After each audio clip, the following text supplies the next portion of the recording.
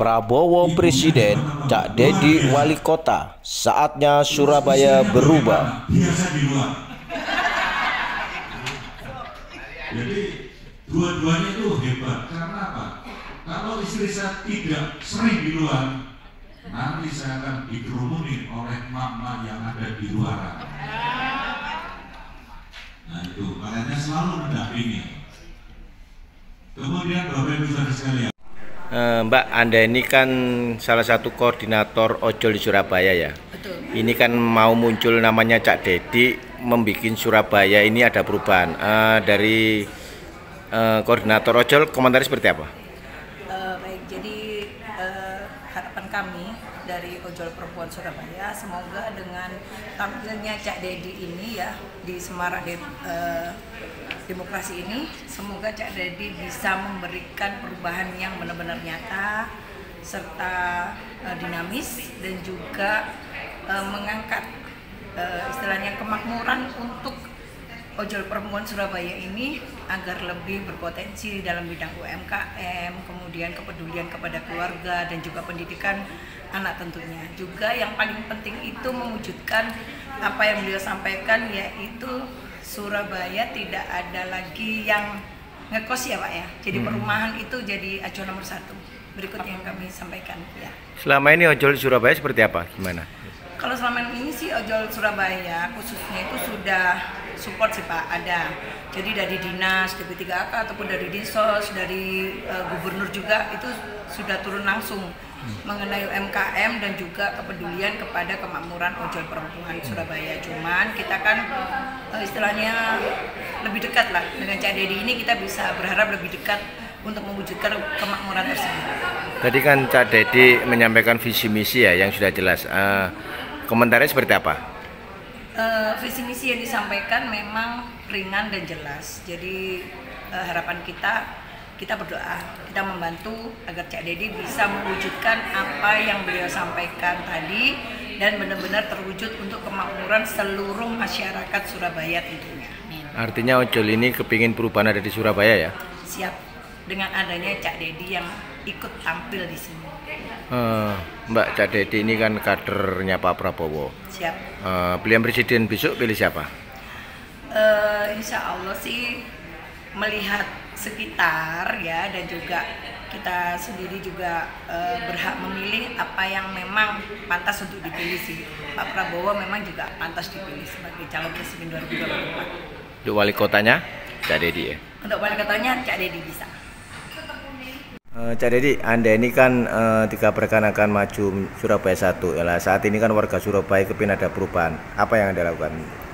Ya, tentunya melihat kondisi Surabaya yang masih butuh perhatian, terutama dari ibu-ibu yang dengan kondisi terpaksa harus melakukan pekerjaan yang semestinya tidak layak untuk dilakukan.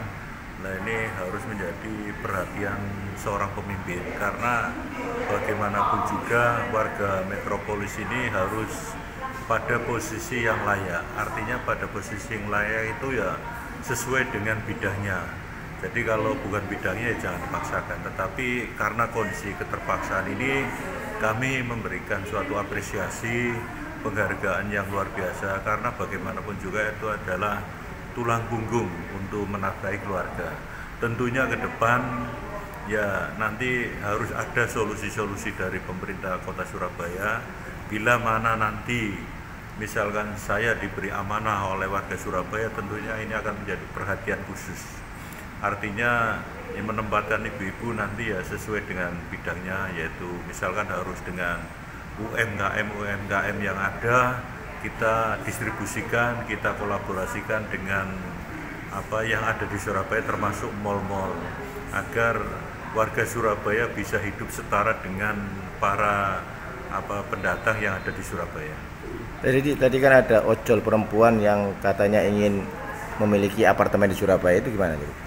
Ya, kalau bicara masalah apartemen, ini kan terkait dengan kebutuhan pokok manusia, artinya kebutuhan pokok masyarakat Surabaya. Kalau kami berstudi banding atau ya mempelajari kondisi negara-negara tetangga atau negara-negara maju, Di sana perhatian terhadap tempat tinggal, terhadap perumahan itu menjadi prioritas. Artinya bahwa siapa yang menjadi warga negara, penduduk asli negara tersebut, yang namanya perumahan itu sudah disiapkan. Artinya bukan perumahan atau unit-unit rumah, tetapi bentuk rumah kolektif yang kita kemas dengan apa yang namanya apartemen. Nah, apartemen ini kan di Surabaya banyak menjamur apartemen. Tentunya kita tidak bisa hanya sebatas melihat, hanya bisa melihat kondisi kanan kiri, tetapi pemerintah Surabaya harus punya yang namanya apartemen. Tentunya nanti akan dikelola oleh pemerintah Kota Surabaya. Peruntukannya untuk masyarakat Surabaya yang belum memiliki tempat tinggal tetap. Artinya sebelum memiliki tempat tinggal tetap, masyarakat Surabaya bisa menempati apartemen sampai muncul kemandirian, yaitu memiliki rumah secara tetap. Ya pasti unggul, tetapi kita tidak bisa menyampaikan informasi survei internal. Tetapi kalau kita berkaca terhadap lembaga-lembaga survei yang ada di Surabaya maupun ada di Jawa Timur, tentunya juga lembaga survei tingkat nasional, alhamdulillah posisi Pak Prabowo dengan kondisi hari ini sudah tembus di angka 51,01%. Artinya bahwa harapan untuk satu putaran tentunya khususnya di Jawa Timur insya Allah akan berhasil. Karena ada satu catatan khusus bahwa Pak Prabowo satu-satunya calon presiden dengan Saudara Gibran yang menyampaikan visi misinya secara fair, secara terbuka, secara transparan. Sementara calon-calon lain itu kan tidak memaparkan visi misinya, tetapi malah mengoreksi atau memberikan suatu nilai terhadap sesama calon. Ini adalah suatu pola bahwa mereka sebenarnya belum layak untuk menjadi calon presiden, karena mestinya yang harus disampaikan adalah visi misi atau program-program atau gagasan-gagasan bagaimana Indonesia ke depan lebih baik, itu yang harus dimunculkan, bukan menilai seseorang atau menilai para calon kandidat sesama kandidat. Ini saya rasa ya kita katakan SDM-nya kurang mumpuni.